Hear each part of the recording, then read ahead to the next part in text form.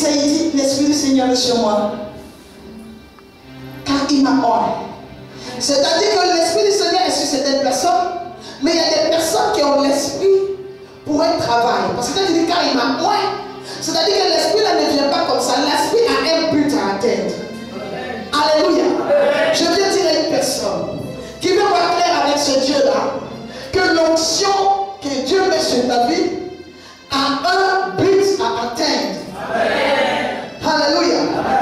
L'Esprit du Seigneur, l'Éternel est sur moi, car l'Éternel m'a oint pour porter de bonnes nouvelles aux malheureux.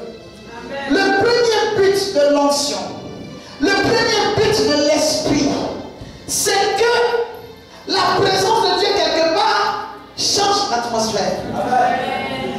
L'Esprit du Seigneur sur moi, il m'a oint afin d'apporter une bonne nouvelle aux malheureux. C'est pour cela que la Bible est appelée bonne nouvelle. Amen. Alléluia. Amen. Mais je vais vous dire quelque chose. Ne faites pas confiance aux gens d'évangile que nous avons reçus en Afrique. La parole de Dieu n'est pas un mensonge. Mais ce sont les humains qui ont transformé la parole. Dieu est Dieu. Jésus a payé son prix. Les disciples étaient crucifiés sérieusement. Pierre a été mis tête en bas. On l'a crucifié. L'apôtre Pierre, tête en bas, pied en l'air. On les a brûlés. Ici, on l'a lapidé. Il y en a qu'on a tranché en deux. Il y en a qu'on a pendu. On a cassé leur tête. Ils ont inventé des formes pour cet évangile. Mais quand les Blancs nous ont amené l'évangile, ils n'ont pas considéré ce sacrifice de Christ. Écoutez-moi bien. Eux, ils avaient eu un moyen d'impact. Parce qu'ils savent qu'il y a vraiment un mystère qui est caché dans l'affaire de Dieu. Eux, c'était un instrument d'impact, mais pour leurs besoins personnels.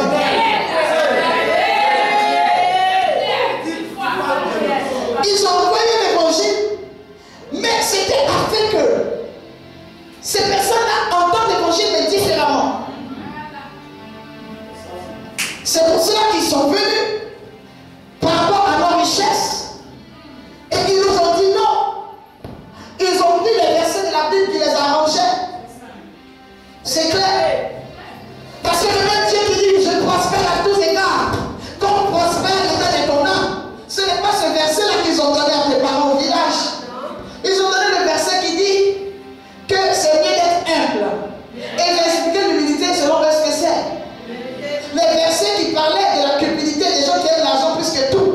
Des gens qui adoraient Maman. Parce qu'ils savaient qu'on avait les minéraux. Ils savaient qu'on avait le manganèse. Ils savaient qu'on avait l'or. Ils savaient qu'on avait le gaz. Ils savaient qu'on avait le pétrole. Ils savaient des choses que nous ne savons pas. C'est pour vous dire que celui qui a la connaissance a le pouvoir.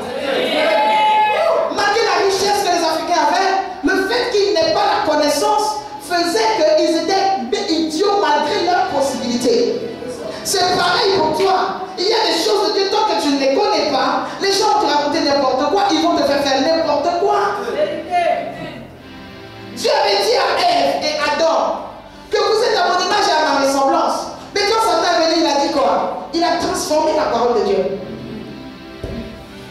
Il a dit, si vous mangez de ce fruit, vous deviendrez comme Dieu. Alors que Dieu les avait déjà fait comme lui. Amen. Et c'est ce même Dieu encore que Satan a tenté dans le désert, où il a dit à Jésus, transforme ces pierres en pain. C'est là que Jésus lui a dit que l'homme ne mangera pas seulement du pain terrestre, mais de tout ce qui vient de la parole de Dieu. Quand il dit tout ce qui vient de la parole de Dieu, c'est-à-dire que lui, il était le pain de vie. Et il n'était pas là pour manger, il était là pour se sacrifier.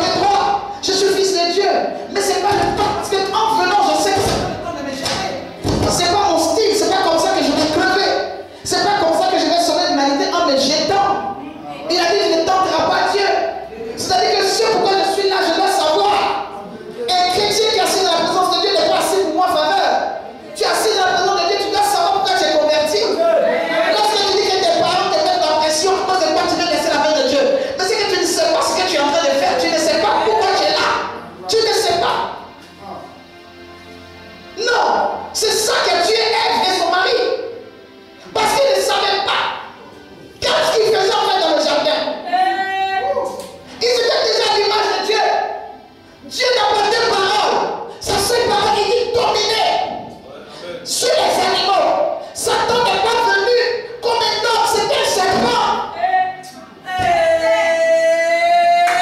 Dieu connaît le futur, c'est ça qu'il prophétise. C'est-à-dire dominer, assujettissez-les. Dieu perdra, l'onction perdra, mais Dieu n'a pas. Il voyait un serpent qui parle. Mais dites-lui à rien. Parce que vous êtes comme Dieu. Vous ne connaissez pas votre valeur. C'est pour ça qu'on vous emmène encore au village. Vous ne connaissez pas votre valeur. C'est pour ça que vous doutez de vos prophéties. Vous ne connaissez pas Dieu. Dieu, il ne sait pas mentir. Il a dit dominer la terre, assujettissez-la. C'est qu'il est capable de vous permettre d'assujettir. S'il a prophétisé que tu vas aller à travers la gloire, il a prophétisé qu'il va te rendre riche, il a prophétisé que tu vas pécher, il a prophétisé que ça va prendre le temps que ça va prendre, mais il ne sait pas mentir. C'est pour ça qu'il dit que je ne suis pas un homme pour mentir, ni le fils d'un homme, il ne sait pas mentir. Ça va prendre le temps que ça va prendre, mais ce qu'il a dit arrivera. Acclame Dieu.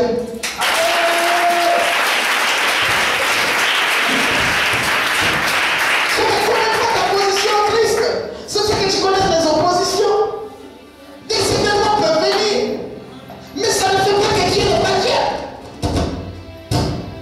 Il est Dieu. Il avait déjà donné le pouvoir. Qu'est-ce qu'il cherchait encore? Ils n'ont pas cru en leur prophétie. Dieu dit vous êtes à mon image et à ma ressemblance. C'est pour ça que quand Dieu a détruit la terre, pour montrer que la première parole demeurait valable, il a dit à un homme, prends chaque animal, ils vont te suivre dans l'arche. Tu demeures le propriétaire de la domination sur la terre.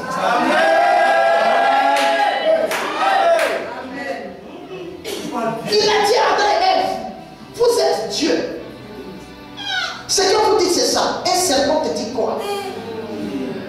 C'est pas le temps de ces choses. Faut écouter ta prophétie. La prophétie, c'est la domination. C'est ça la prophétie.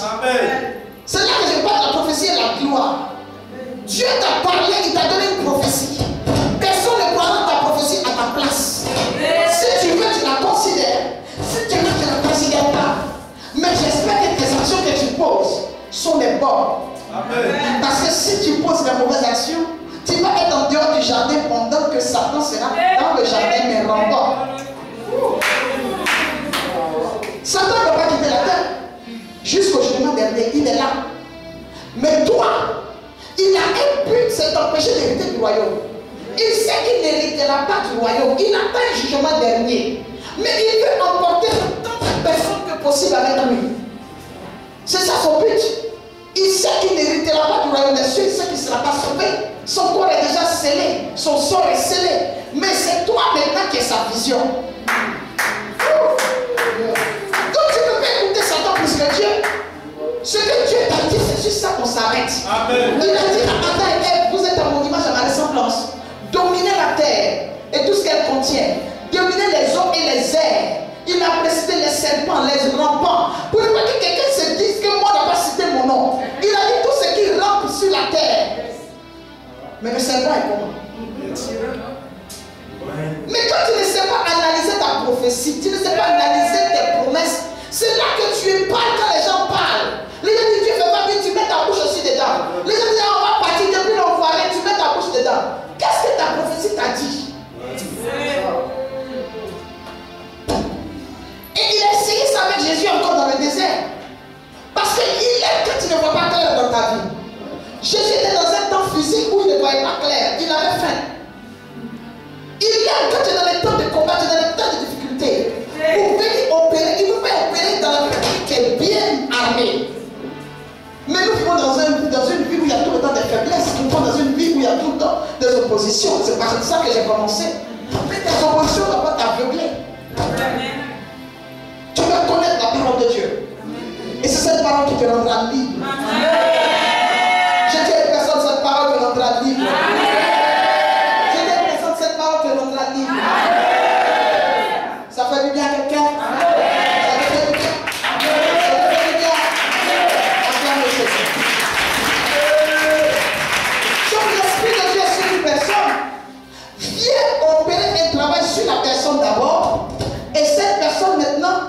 agit dans la vie des autres. Amen. Aujourd'hui, moi j'ai accepté de servir Dieu, de tout abandonner, de le suivre, de fermer mes oreilles à tout le monde. J'ai une seule voix que j'entends, la voix de ma jeunesse. Amen. Amen. C'est que Dieu m'a dit quand je l'ai rencontré.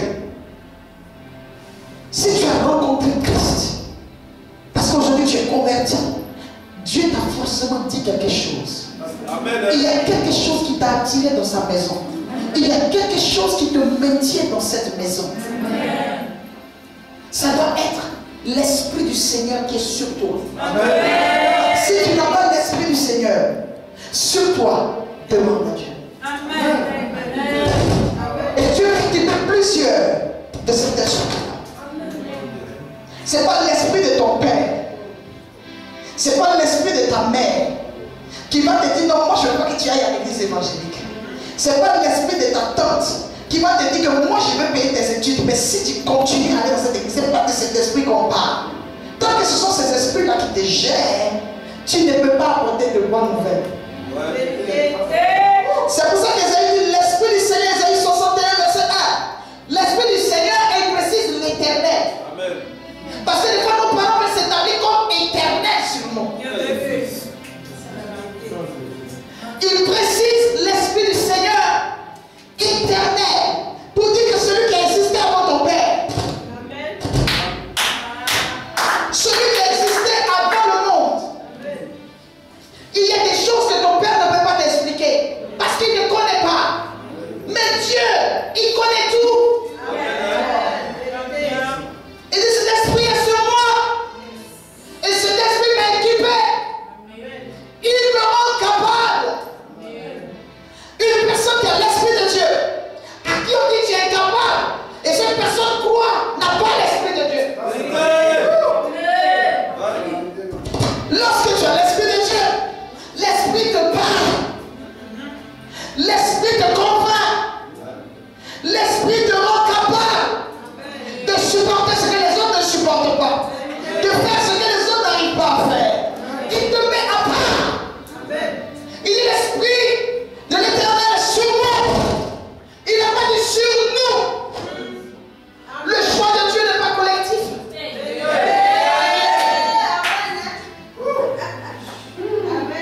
Les gens on connaît Dieu, foutaise.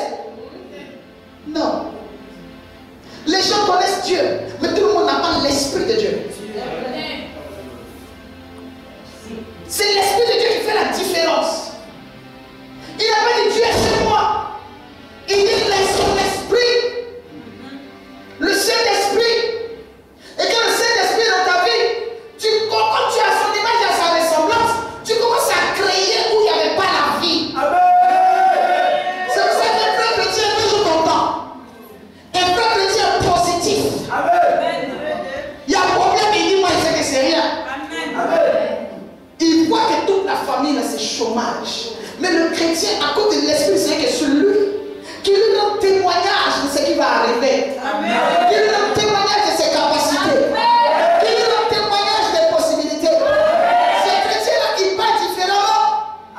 Esaïe avait l'esprit. Il n'a pas dit à côté, il est à ma gauche, il est derrière. Il dit il est sur moi. On peut s'interpréter le fait que l'esprit soit sur lui comme une pression exercée. L'esprit du Seigneur sur moi, c'est-à-dire que j'ai une pression qui fait que je ne peux pas faire ce que je veux.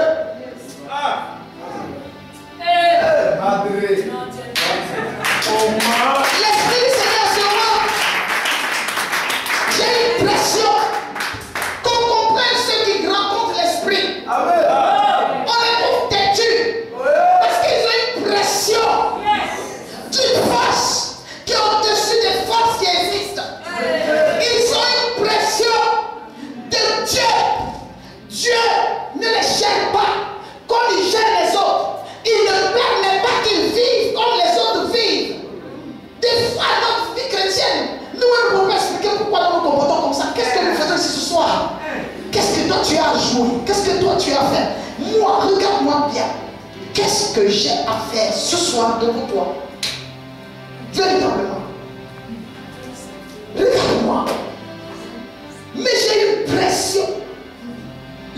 l'Esprit du Seigneur est sur moi. Amen. C'est ça qui me fatigue. C'est l'Esprit du Seigneur qui est sur moi, qui fait que je ne peux pas garder ça porter samedi pour aller en boîte. C'est ton original là. Mais je suis obligé de porter. Pour moi, c'est rien du tout. Je suis belle dans la maison de Dieu. Amen. Mais c'est pour le royaume. C'est l'Esprit qui fait ça. C'est l'Esprit qui fait que ce que les gens utilisent, qui a de la valeur pour nous, c'est rien. Amen. C'est l'Esprit qui fait que nous n'avons pas la même vision, les mêmes pensées que les autres. C'est une pression. Nous avons un commandant. Nous avons un général. L'Esprit du Seigneur est sur moi, c'est un mariage. L'homme qui représente Jésus et l'Église, son épouse. L'Esprit du Seigneur sur l'Église change le programme de l'Église. Dans les quartiers, sur les pâtés de maison, pas les pâtés de maison, il y a plusieurs maisons en bande. Il peut y avoir 10 couples, mais chaque couple a son fonctionnement. Alléluia. Pour vous dire quoi? Que nous sommes mariés à Christ. Donc quand l'Esprit du Seigneur est sur nous, nous avons toujours la soif. Un mariage qui fonctionne bien fait que les amoureux n'aiment pas se lâcher. Parce que Christ nous a aimés en premier.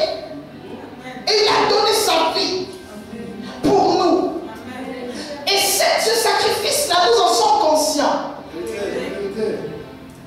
Donc quand tu vois que l'époux est mort pour toi, mais grâce à sa puissance, il est ressuscité, aucun autre homme ne t'intéresse. C'est pour cela qu'aujourd'hui, aucun homme de Dieu ne nous passionne.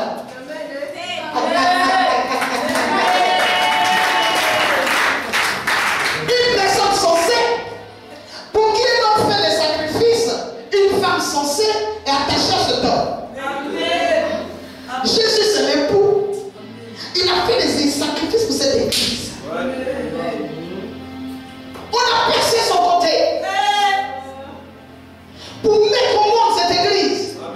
L'eau et le sang jaillit. Le sang de l'alliance et l'eau de la parole. Et les femmes regardaient. C'est pour ça qu'on trouve que les femmes sont passionnées dans les choses de Dieu. Mais c'est elles qui ont le courage de rester dans le regard. Donc quand l'Esprit de Dieu te rend témoignage, quand il tombe sur toi, il te touche. Il touche ton âme, il touche ta vie. Il te touche. Je ne sais pas quel Dieu vous avez rencontré. Mais moi j'ai rencontré un très dangereux. Je suis dingue de lui. Je suis amoureuse. Je suis amoureuse. Toi tu étais amoureuse des petits gars. Tu étais amoureuse des petits gars du quartier là. Qui te battaient très bien. Tu vois quand tu sautais la clôture. Tu ne respectais pas tes parents.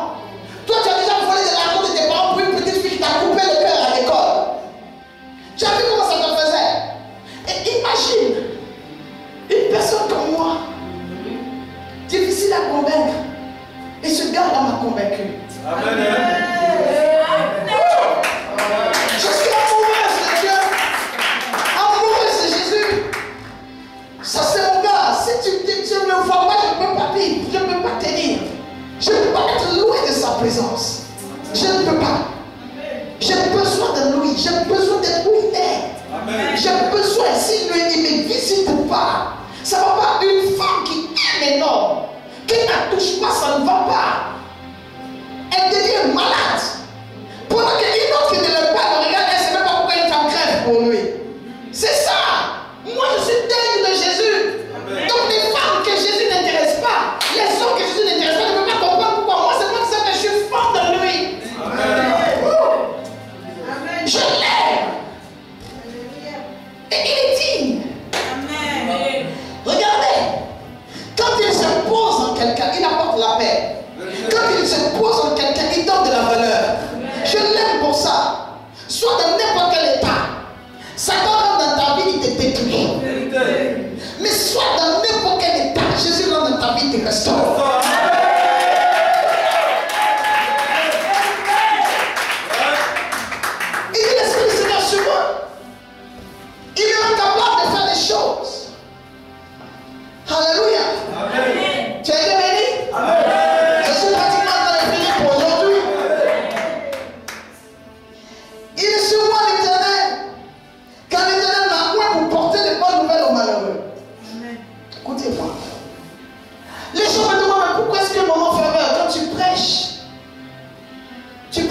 message de vie.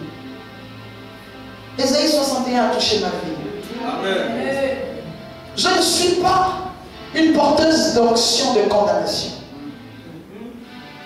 Vous pouvez bien cacher l'évangile, taper le péché de la personne. Mais si votre évangile n'a pas d'onction, les gens ne changent pas de vie. À la Pentecôte, il y a eu une onction qui est tombée sur un apôtre qu'on appelait Pierre. Un autre Didyme, Thomas. Mais ces deux-là, regardez bien leur vie. Pierre avait vécu trop d'embûches dans sa vie.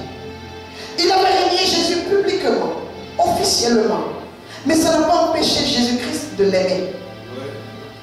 À la Pentecôte, Jésus n'a pas privé de sa présence.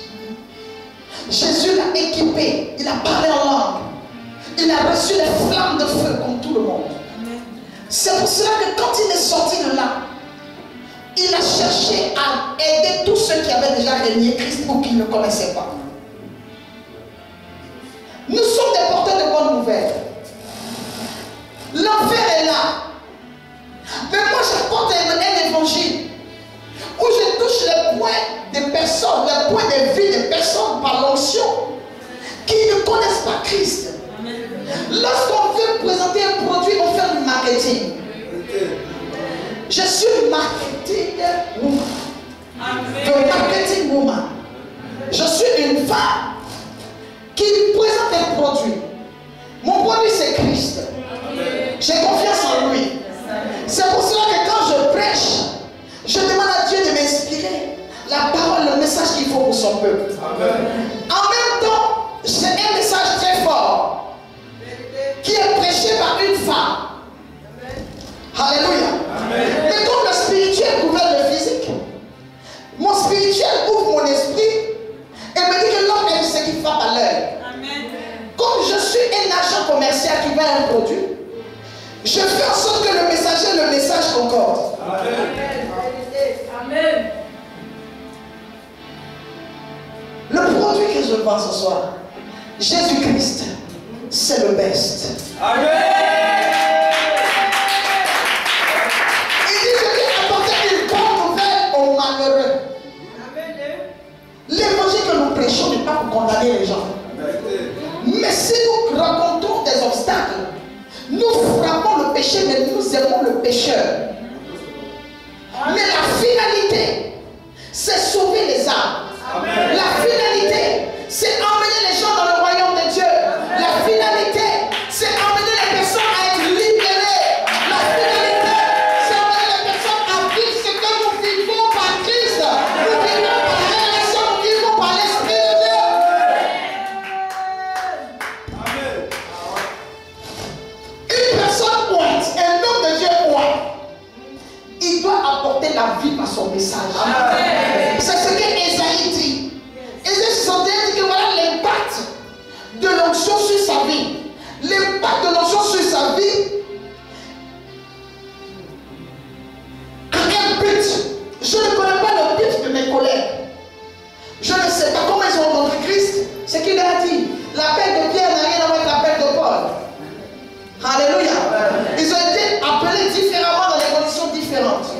Donc chacun fonctionne selon son appel. Je parle bien. Mais je vais vous dire ceci, écoutez ceci. L'Esprit de Dieu est sur moi. Il m'a oint pour, derrière chaque appel, il y a un message. Amen. Le message que moi j'ai reçu de Christ, c'est de sauver les âmes par la foi, par l'évangile et par la décontamination de la fondation. Je ne vais pas prêcher sans montrer du doigt ton péché. Mais je t'aime toi. Mais je t'aime. Je te dis que je ne veux pas te rejeter toi. Je ne suis pas une pharisienne, une sadducéenne. Je suis Christ. Comme Christ, à son image, Christ, il mange avec la femme pute. Il mange avec la femme prostituée. Il accepte le parfum de la femme prostituée. Et c'est ce parfum-là, c'est cette action qui touche la femme et elle se convertit. C'est celui-là qui voit que la femme est sans adultère. Il la défend d'abord. Que celui qui n'a jamais péché jette la première pierre. Il n'y a personne parce qu'ils sont tous pécheurs. par terre. L'esprit me révèle qu'il écrivait le nom d'adultère de chacun. Donc chacun déposait la pierre. Parce que quand tu vois ton nom, tu sais qu'il va faire l'appel. Ils ont déposé les pierres, chacun est parti. Devant les gens, il n'a pas brimé. Devant les gens, il n'a pas insulté. Devant les gens, il n'a pas réprimandé. C'est quand il a fini, il dit va et ne pêche plus. Amen. C'est-à-dire ce que je t'ai fait aujourd'hui, ça doit changer ma vie. Amen. Les gens le condamnaient. Même pour parler avec la Samaritaine, il était obligé d'envoyer les disciples acheter la nourriture dans notre ville. Parce que eux, ils allaient trouver la trouver impure. Les Samaritains n'avaient pas de part avec les Juifs. Donc ils ont besoin de les envoyer ailleurs pour faire son travail. Il y a des moments quand tu reçois un mandat de Dieu, c'est pas facile que les gens te comprennent. Ta manière de travailler, de procéder. Mais c'est toi qui dois avoir la sagesse de l'esprit pour arriver à tes objectifs. Mais la première femme évangéliste, c'était la femme samaritaine. La Bible, qu'elle allait parler dans toute la ville, aucune femme juive n'avait osé. Mais les Samaritains, ils écoutaient l'évangile. En ce même évangile, Jésus le prêchait. Mais les Samaritains, les Israélites ne sont pas levés, les Juifs ne sont pas levés. Mais c'est une femme samaritaine qui s'est levée de toute ma vie de prostituée, de tout ce que moi j'ai fait. J'ai jamais entendu un homme parler comme ça. La Bible dit que les gens étaient gagnés à Christ par sa parole. Amen. La première femme évangéliste, ça a été la femme prostituée. Alléluia. Amen. Personne ici parmi nous ici n'est israélite. Personne n'est juif. Nous sommes issus des familles très bizarres. Nous vivons sous la grâce. Pourquoi mettre les autres sous la loi? Quelqu'un m'a demandé est-ce que l'histoire n'est pas avec les femmes prêchent l'évangile. Encore sur internet, quelqu'un m'a demandé ça ce matin. J'ai dit moi je n'ai jamais inventé. Paul a inventé. Je n'ai jamais tué. Paul a tué. Je n'ai jamais crucifié quelqu'un. Paul a crucifié les gens. Si aujourd'hui Dieu doit faire quelqu'un, c'est moi, c'est pas Paul. Si Dieu lui a fait grâce, il refuse son jour sur ma vie.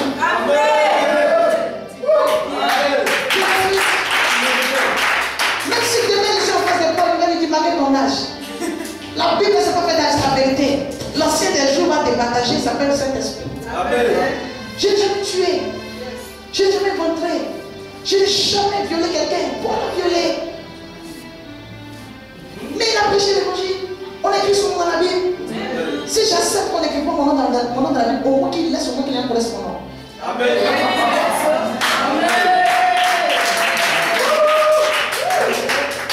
C'est vrai.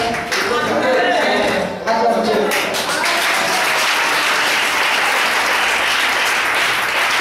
Alléluia.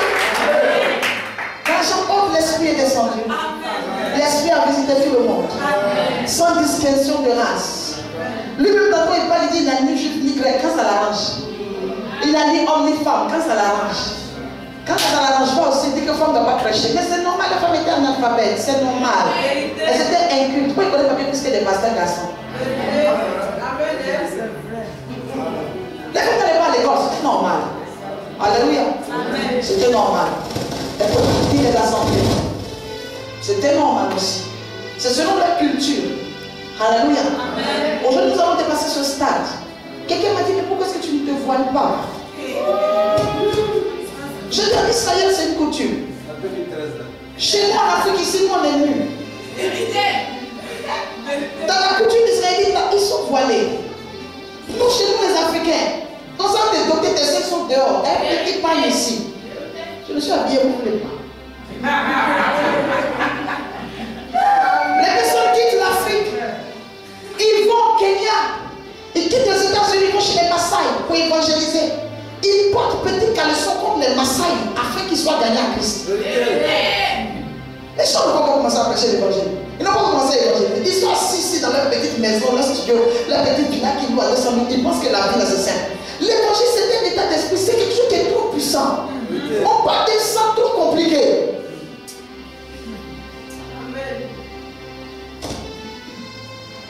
Tout le monde est dans le péché. Mais on laisse les gens monter sur l'autel pour parler. Des fois, les personnes qui ont péché sont dans la salle. Et puis, ces personnes, on les regarde. Alléluia. Mais Jésus est là, il descend. Il opère. Laissez-nous tranquilles.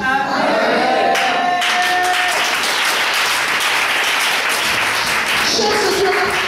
Et je veux qu'il soit libre aujourd'hui dans le nom de Dieu. D'aimer ce Dieu.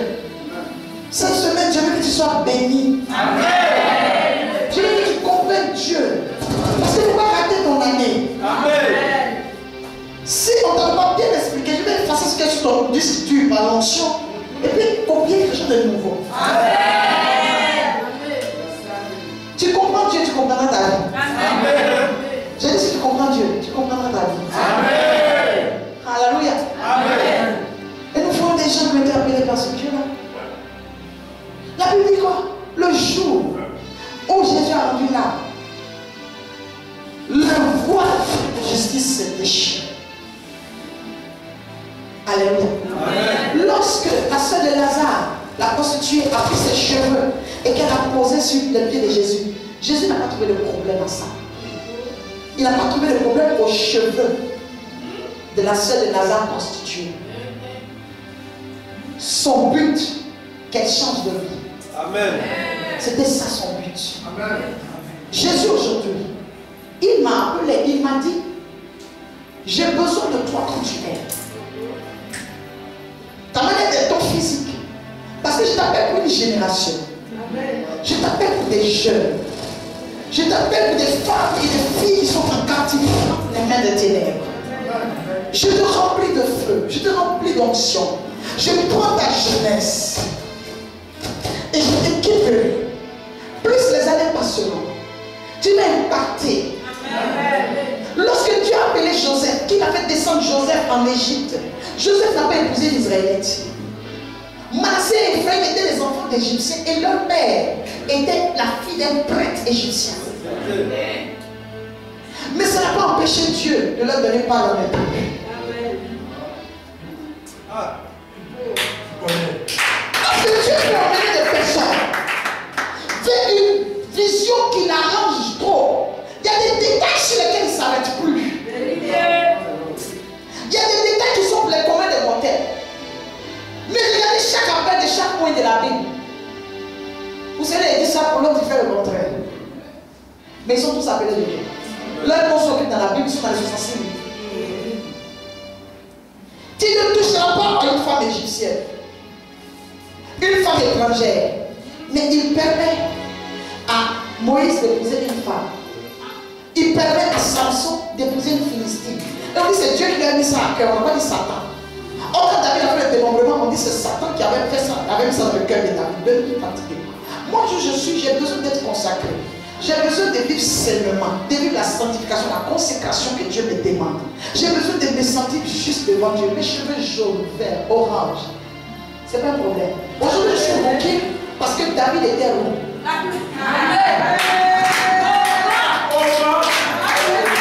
On n'a pas empêché les rouquins de venir dans la présence de Dieu. La Bible dit que David avait quelle couleur? Aujourd'hui, je suis là. Donc une rouquine, mais moi en plus je vais l'évangéliser, tu gâtes une rouquine. Qu'est-ce qu'on va mener dans la présence de Dieu? Alléluia. C'est pas important. Et la Bible dit, c'est pas tout ça là qui nous amène au ciel. Mais c'est ce qui sort de nous. Ça j'enlève, je rejette. Mais toi, l'adultère qui est en toi, la sémence ténébreuse, ça agit là sur tes enfants. En ce moment, j'enlève, je jette. Ça n'a aucun impact sur mon atmosphère, sur mon spirituel. Alléluia. Amen. Dieu est bon. En tout temps. Dieu est bon. En tout temps. Dieu est bon. Dieu m'a oint pour apporter de bonnes nouvelles aux malheureux. Amen. Sans que je prêche. Mes enfants, c'est la bonne nouvelle. Amen. Pour vous dire qu'il y a encore de l'espoir. Amen. Il dit encore que l'onction que je porte, c'est pour guérir. Amen. Des personnes qui ont le cœur brisé. Yes. Ton cœur est déjà brisé où tu es. Quand tu viens, tu as besoin aujourd'hui que je te prenne de telle sorte que tes plaies guérissent. Amen. Parce qu'une fille qui vient à l'église qui a déjà été violée. Et c'est la raison pour laquelle aujourd'hui elle est prostituée. Elle a le VIH, elle vient partager le VIH à tout le monde. Parce qu'elle a été violée, elle n'avait jamais connu d'homme et c'est quelqu'un qui lui a filé ça. J'ai déjà eu ces cas dans l'église. Quand tu viens et tu parles du péché, tu es sûr que tu vas atteindre ton impact avec elle. Parce qu'elle voit que Dieu n'existe pas. Que Dieu il est mauvais. Parce qu'il a laissé qu'on la viole.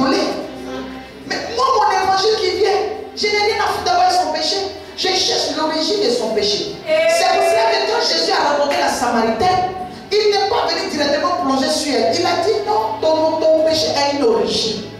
C'est parce que vous ne cherchez pas encore celui qui donne l'eau de vie.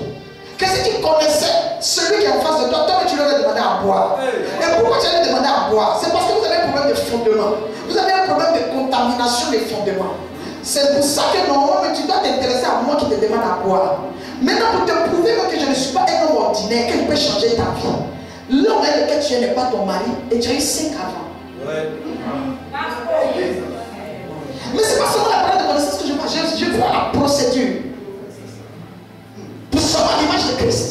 Vous voyez simplement qu'il a détaillé la vie de la femme.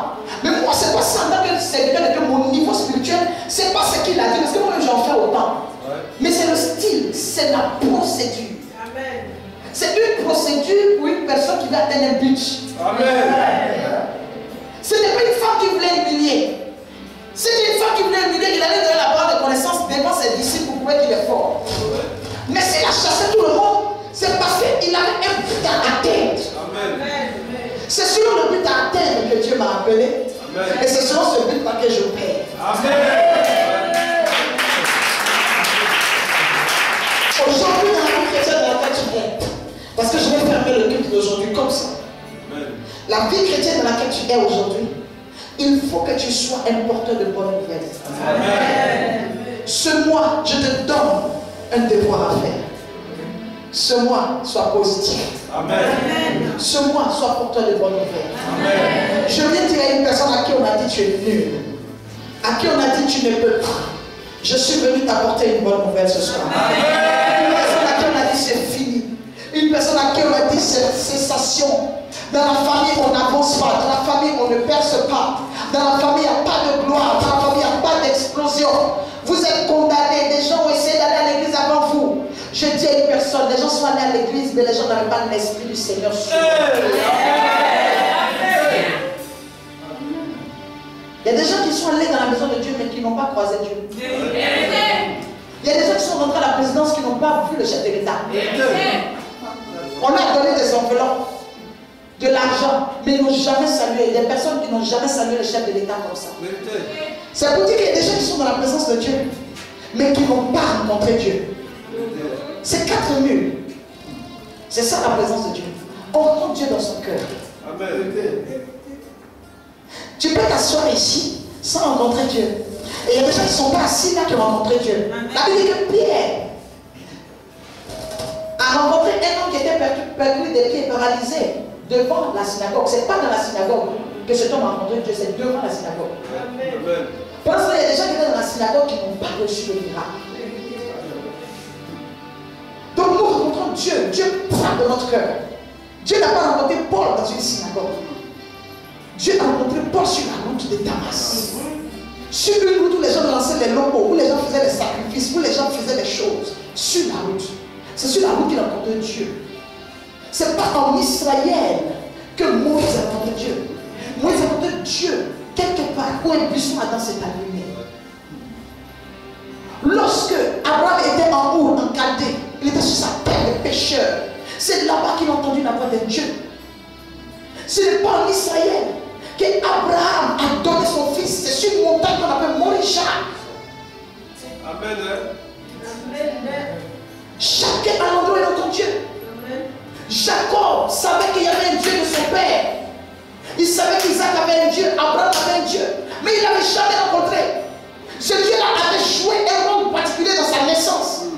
L'ange avait visité son nom pour dire dans quelles conditions il allait naître et qu'il allait dominer sur son frère Saoul. Mais lui, il n'avait jamais croisé ce Dieu.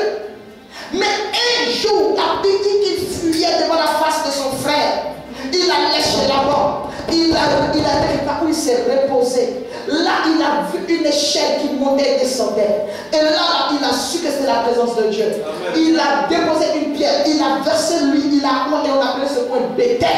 Amen. Amen. Il a rencontré ce Dieu là sur la route. Il a rencontré ce Dieu sur la route. Alléluia. Amen. C'est pour dire que tu peux rencontrer Dieu sur le chemin de ta foi chrétienne. Tu as été chrétien. Quelle que soit ta congrégation, que ce soit catholique, méthodiste, assemblée de Dieu, même évangélique, Dieu. Ça peut être aujourd'hui que ton cœur entend la voix de Dieu. Ça peut être aujourd'hui que Dieu touche ton cœur. Ce n'est pas une histoire d'église. C'est une histoire de présence, d'onction. C'est une histoire d'appel. C'est une histoire de connexion. C'est une histoire de qui a un impact. Il dit, je me tiens à la porte de ton cœur et je frappe. Si tu entends ma voix, que tu ouvres, c'est-à-dire qu'il y a plusieurs qui ont Jésus mais devant la porte. Il frappe. Mais quand tu sais que c'est lui qui est de l'autre côté, tu penses qu'il est dans la maison. Il n'est pas encore entré. Il dit qu'il y a la possibilité de savoir qu'il est de l'autre côté de la porte. Mais aujourd'hui, il veut souper. Aujourd'hui, il veut rentrer en intimité de vie avec toi. Je suis en train de parler de la gloire et l'onction. Je viens de parler de la richesse. Ne t'inquiète pas, les jours arrivent.